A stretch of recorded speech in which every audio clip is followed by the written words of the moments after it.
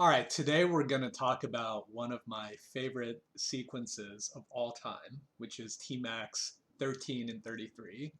So, you know how very high level chess players can play like blindfolded chess, obviously, where they don't need to see the board and they can still make the proper moves because they see it on their head.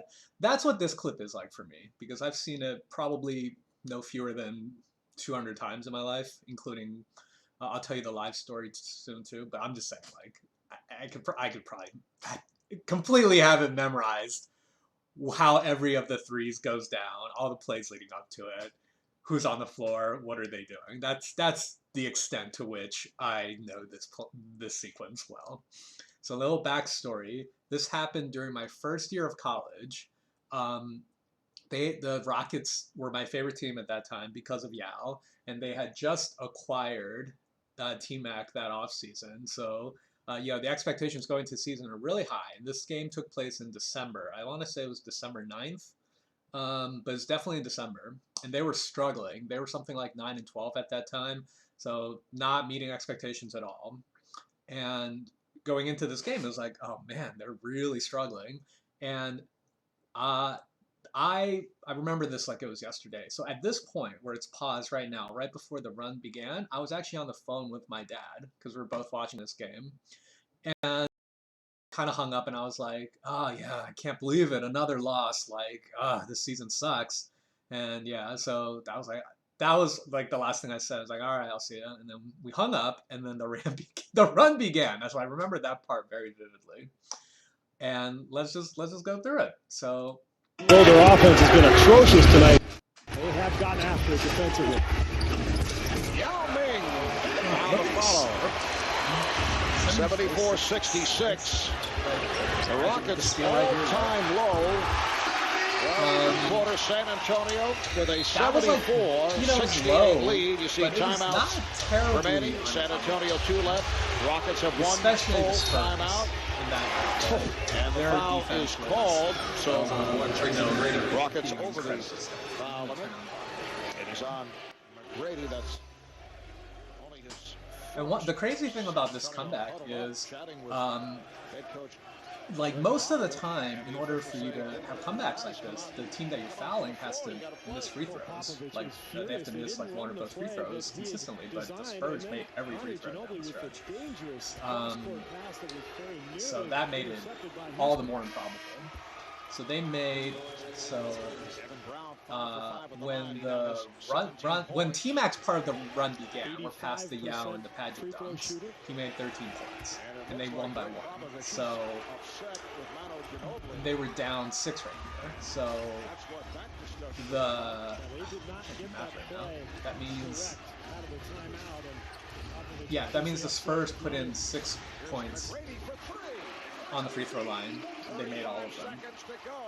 All that talking, I skipped past the first three. Sorry about that. Let's go back. So this first three, you have T-Mac coming up, bringing the ball up himself. He switches on to, who is that? God, I'm so low res back then. I know I said like I have like every part of these plays memorized. That's a slight exaggeration. I don't know who that help defender is. He gets Bowen off him. So, all right, doesn't matter. That's already in the upper 20th percentile of a difficult. Oh, he just flashed by the camera. I didn't look. Of a difficult three you're gonna find in a typical NBA game. Like you've got it. Okay, so let me finish my thought before we play the next one. I guess this one kind of goes through the free throws a little bit. You've got your defender on an ISO. You're kind of breaking him down, but he's still tight enough to contest a three from most players. So a player of T-Mac's caliber, you have to elevate and shoot over them. It's probably among the more difficult threes you're going to find in an NBA game.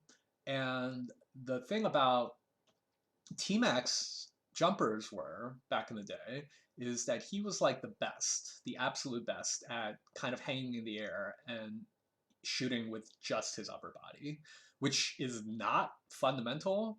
Like a more fundamental shot is to use your whole body, and like obviously a player like T-Mac is more than capable of that, but in difficult situations, he could do it so that he could outhang his defender by just a split second with just enough time and power left over to shoot with just his upper body. And that's what really made him amazing. He was the best in that era at that. If you look up clips of him with very difficult shots, not even Kobe could do that quite like the way T-Mac did. So this next one is the 4-pointer. He's got Timmy on him. Timmy goes forward a little, and I mean, there's nothing you can say. That's just clean, like legit foul, no argument there. Hit him on the side, and still was like, imagine like getting hit and still like shoot through it, falling already, and. But that's what I'm saying though. Look at that. That's all upper body. That's insane. You ever want to try how hard that is? Go down to a court and kind of like either jump and shoot on your way down, or just. You see, you can't even just stay on the ground and shoot like a free throw from free, because that's not even that hard, because you can still use your upper body. You have to like really not use any legs at all. That's how insanely difficult that is. So now they're down 3. Yeah, so I was right. They made 3 sets of free throws, but they made all of them, so they went 6 for 6. This next one is, and that's the thing, is these first 3 threes, they get progressively more difficult one by one. 16.2 to go in the fourth. This is Barrett right here. I don't remember much about him. I don't think he was on the team for very long, but they almost get a 5-second call. He's got Bowen draped all over him, twists his body in the air. I don't know if everyone saw that, but adding another element of difficulty. So he's got the best perimeter defender in the league right now, all over him. 99% of NBA players, people on the planet, can't even get that shot off, let alone make it. And let's see if they show it again. But he has to twist his body, like, not quite like 90 degrees, but like some number of degrees to the right, in order to even get this off. Great recognition by him, knowing that he has Parker on him, so not to get a 5-second call, just be like, just throw it up, of course I'll get it, and then look at this. So what I said before holds true for the last 2 plays, about his ability to shoot with just his upper body after hanging in the air. It applies to the Timmy 4-pointer, and applies to that Bruce Bowen. And then this is the infamous, this is the last one, last part of the play, which I'm blocking the timer right now. There's 11 seconds on the clock. This is Devin Brown's about to catch it, and he's going to make the infamous, we call him slip and slide, back home because of this play. So let me, okay. No, I can't, it's too late. That left.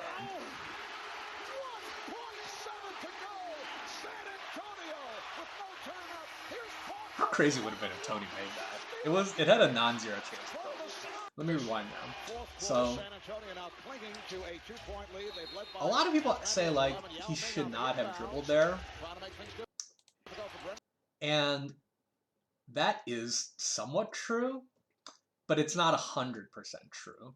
Because there are times when you get trapped on the sideline, or even worse, in the corner, where someone can tie you up, or they can just get a clean steal, and you're forced to throw a very bad pass backwards. It just happened the other night in a playoff game, actually. No, or the playing game. It was, oh, I remember now. It was Clippers and Pels. Like, Ingram got trapped, and he threw it backwards, and it almost got stolen. It didn't, and the Pelicans ended up preserving the victory, but it's fairly common. So having said that, trying to dribble out of the trap is not necessarily indefensible. There's 11 seconds left. They are probably going to go for either a steal or a tie-up at least 1 or 2 more times. So you don't necessarily expect a foul right away. And, you know, before when it was 4 or 5 points, yeah, whatever, like free throws, that's fine. But now it's a 2-point game, so there's a legitimate chance. We're forgetting super heroics for the time being, because no one knew how this game was going to play out. But super heroics aside, a 2-point game, you know, you actually do kind of have to make your free throws. So there's a good chance you'll miss one, and that the other team will actually have an attempt at a play. So because of that, and I don't know if San Antonio has any more timeouts left. I can't imagine they do because this whole time leading up to it, it's been timeout after timeout. So they probably don't have a timeout left. Um, so all this to say is dribbling out of the trap is not indefensible because you want to waste some time. Free throws really do matter now, and you don't want to get turned over or tied up for a jump ball. So, good spin move, good drop step. His left foot probably could have been a little more on the outside to make it a more effective drop step. But, not like, I mean, whatever. It's fine. I don't know how he quite stumbles there, but you just can't plan for that. Even if you plan on dribbling out of a trap, like, how do you just, I don't know what happened. It's, how do you just, like, trip on yourself or whatever? Like, you can go down to any LA Fitness and see guys dribbling out of traps, and these are really low level players, myself included, and out of 100 times they'll still never just fall on themselves. It's crazy. I'm not sure what happened, how he lost his balance, if it was like a footing thing or if the spin kind of threw him off, but then pulls up. No, he knows he can elevate above everyone, so no one's going to contest that shot, and he's feeling it, so he has to take it, and then the rest is history. First person to hug him is going to be Reese Gaines coming up right here. Yep. Yao, Bobby Sura. the face on Devin Brown. I'll never forget that. Just that dumbfounded look. Like, did that just happen?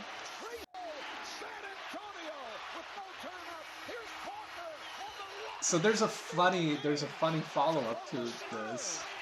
Oh my God, Ryan. Oh.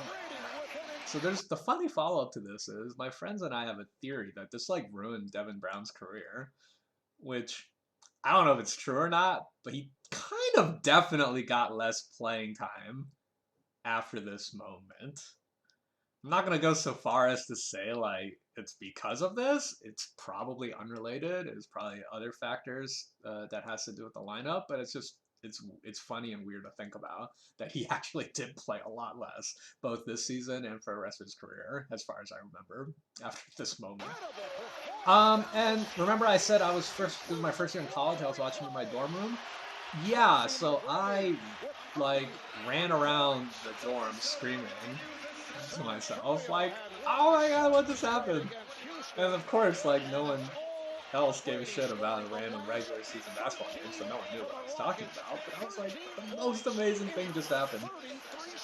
And he never had a doubt that he was going to pull up from three and go for the win, and why not? So here's the thing about what I said about T-Mac's shooting is you have to really, I'm going to do this in slow motion to really drive the point home. If you do this slow motion thing with the great wing creators in the last 20 years, if you look at it in slow motion, not 85% of the shots are still on the way up. It's just so much. It's so much harder to shoot on the way down. So you look at the slow motion, like like your Kobe's, your Vince's. Vince has a couple of really nice hanging shots, but not quite to the extent that T-Mac does. Most of your very prolific wing scorers, the ball is definitely released at this point. Right here is about the apex. Shooting here is already very difficult because you've lost all your lower body calibration. And then look how many more frames I'm going forward. And T-Mac is still hanging, waiting to shoot. That's what he does. He's probably the greatest of all time at this particular style of shooting. Look how many frames I'm still going forward. And then he finally shoots it. Like, he's already on the way down. I can't stress enough how difficult that is to shoot like that. But he just makes it look so easy. Slow motion. Pull up from three and go for the win, and why not? Gosh. Unbelievable. Those Houston teams are my favorite teams. In 09, they came really close. If Yao didn't get injured, that was their best chance to go all the way. But we had to stay. An astounding finish. The Rockets pull it out. Let's go. So yeah, that's just I just wanted to make a few comments about this since like this game is so near and dear to my heart.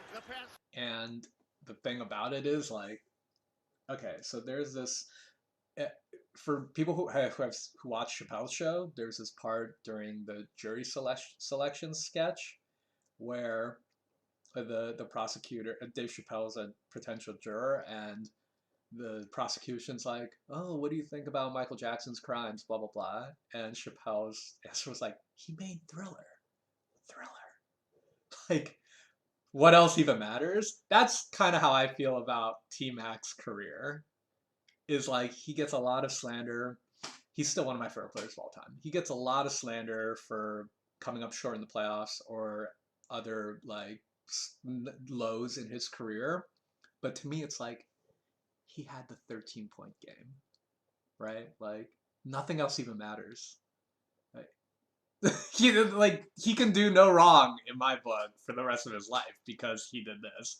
And it's like I said in my last video, like as a basketball fan, at the end of the day, all I really want, like the thing that brings me the most joy is to see something I've never seen before because I've seen so much. And this definitely qualifies as that. I don't know when we'll ever see this again. Just that volume of not only that volume of made threes for a comeback, but the difficulty too. I remember like there's this Paul Millsap clip where he made a bunch of threes at the end to bring the Jazz back one year. I don't know that sequence as well as I know this one, but I seem to remember that like at least one of the threes he made was like, if not two, were set up by a teammate. Still amazing. I used like any time you're hitting a shot in a clutch situation, that's amazing. But I'm just saying like it's not the same.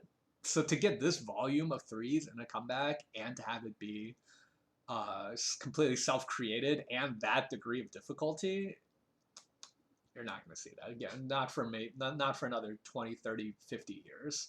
So because of that, T-Mac is always, he can do no wrong.